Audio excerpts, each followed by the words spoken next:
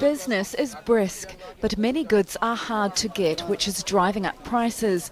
Muslims and Christians used to haggle here together, but only Christians are here to bargain now that their Muslim neighbours have been driven out. Events in the country mean that farmers have not been producing as much. Many of them have been killed and many of them have run away, so there's very little produce. Central African Republic has been rocked by sectarian violence for nearly 3 years. It erupted after the mostly Muslim Seleka rebels were driven from power by mostly Christian militia, which hit back at the Seleka and many Muslim civilians.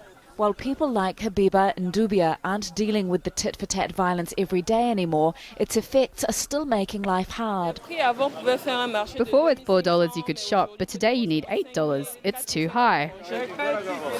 People don't have as much money to spend on luxuries at this patisserie. The owner's costs are also rising as importers have hiked their fees for travelling the dangerous roads. Wednesday's election could help end the economic paralysis. In general, we're expecting a lot from the election. We are really hoping for political stability. We want a new government to show true willingness and to relaunch economic activity. We can't stay in this state of instability. Security is very tight ahead of the vote. Since fighting flared again in September, about 100 people have been killed. Here's the most prominent Muslim candidate for president. Karim Mekaswa is closing his campaign for the presidency here in the combatant part of Bangui. It's symbolic. This was one of the worst flashpoints during the height of the violence. This once mixed neighborhood is now dominated by Christians. He says it's time to move on.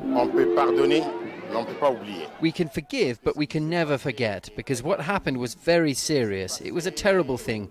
It pushed our country into a reign of violence. As a Muslim, I have come to a Christian neighborhood today where no Muslim could come before.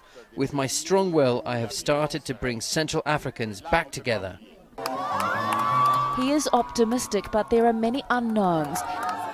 And in a country with such a volatile history, fresh wounds are easily opened. Tanya Page, Al Jazeera, Bangui, Central African Republic.